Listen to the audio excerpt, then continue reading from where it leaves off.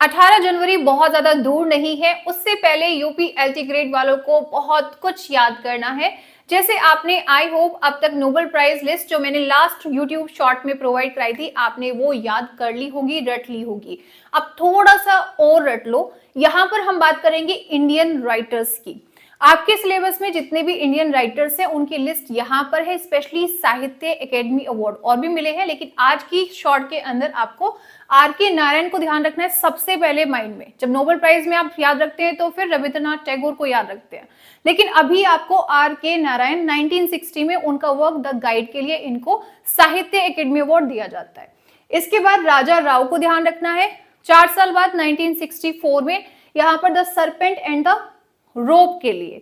इसके बाद 3rd number पर आपको अनीता देसाई को याद रखना है।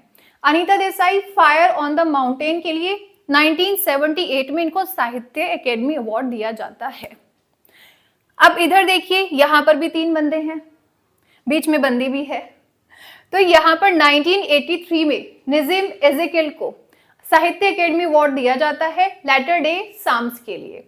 इसके बाद आपको यहाँ पर ध्यान रखना है, इसी तरह सीक्वेंस में ही याद रखना है, तभी याद होंगे, अदरवाइज तो नहीं होंगे। तो 1985 में कमला दास को कलेक्टेड पोएम्स के लिए आपको याद रखना है। उसके बाद आपके ड्रामा सेक्शन में भी इंडियन राइटर दिए हुए हैं, जो कि हैं गिरीश कर्नाड, जिनका हयावदाना दिया हुआ है। तो उनको भी 1994 में साहित्य अकेडमी अवार्ड मिला है उनके कन्नड़ प्ले के लिए। इसके साथ आपके राइटर हैं यहाँ पर पोएट्री में 1999 के अंदर ए.के. रामानुजन, जिनका ऑबिचुअरी कल सुबह 5 बजे मैं पढ़ाने वाली हूँ। उस क्लास में भी आपको जरूर आना है। सुबह 5 बजे उठकर फटाफट से क्लास ज्वाइन कर लेनी है रोज की तरह। एंड यहाँ पर ये सारे जो अवार्ड्स हैं आपको ध्यान रखने हैं बिल्कुल सीक्वेंस में।